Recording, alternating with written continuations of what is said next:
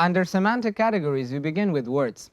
A word is a sound or a combination of sounds which makes a meaning and is spoken or written. Words are the most fundamental units of a language because they prepare grounds for shaping up phrases, clauses, and sentences. In practical English, we recognize word groups as expressions, idioms, proverbs, and etc. Under lexical semantics, words are examined in terms of their meaning. In English language, words are naturally polysemous, which means they have multiple meanings. Let's take a look at the word get as an example.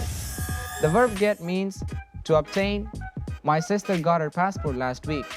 To buy, we got a new TV for our living room. To receive, as an employee, I'm getting a lot of emails. To arrive, I got home really late. To become, my father got angry because I lost his car keys. To persuade, as a causative verb, I'll get my sister to vacuum the rooms. To become enabled, to have a chance. As a teacher, I get to meet a lot of interesting people. To start, let's get going, Sarah. We're late already.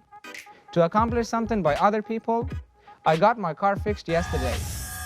Words can have different grammatical identities. They're known by titles like a noun, a pronoun, an adjective, a verb, an adverb, a conjunction, a preposition, and an interjection.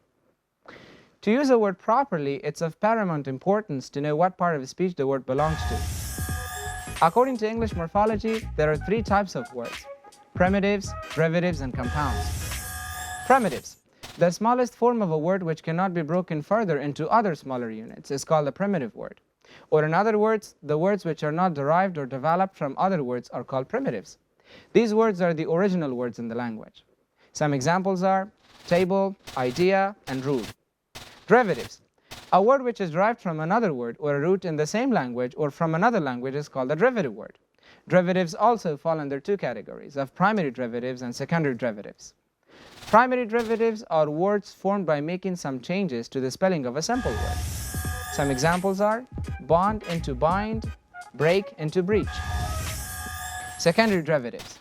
These are formed by making an addition to the beginning or to the end of a word, like the words unhappy and kindness. Note that the addition made to the beginning of a word is called a prefix, whereas an addition made to the end of the word is called a suffix. The original word does have a meaning by itself, but by adding a prefix or suffix to it, we change the word in terms of meaning and grammatical part of speech. A prefix can be a letter or a group of letters that is added to the beginning of a word in order to modify its meaning. Look at the example. Maria resubmitted her application after she took the TOEFL test. The word resubmitted includes the prefix re, which means again. More prefix examples: co-worker, co-ed, ill, illegal, illiterate, unnatural, unkind. There are certain situations in which prefixes are hyphenated. These can be when we add a prefix to a proper noun, non-American, transatlantic, when the last letter of the prefix is the same as the first letter of the base word, co-occur, re-entry, when we ensure the accuracy of the meaning of the words. For example, recreate, reassign, recover. These words otherwise would give a different meaning. After prefixes like all, x, cross, and self, we always use a hyphen. Look at the examples. All-involving, cross-examine, self-reliant, ex-husband. Suffixes.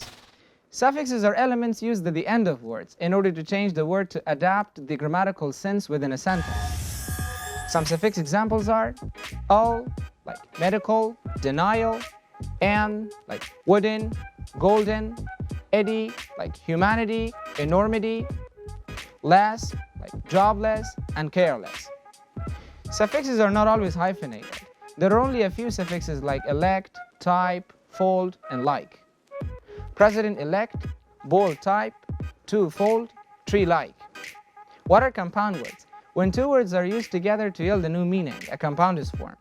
Compound words can be written in three different ways: as open compounds, spelled as two words, for example, ice cream; as closed compounds, joined to form a single word, for example, doorknob; or hyphenated compounds, two words joined by a hyphen, for example, long-term. Sometimes more than two words can form a compound, for example, mother-in-law.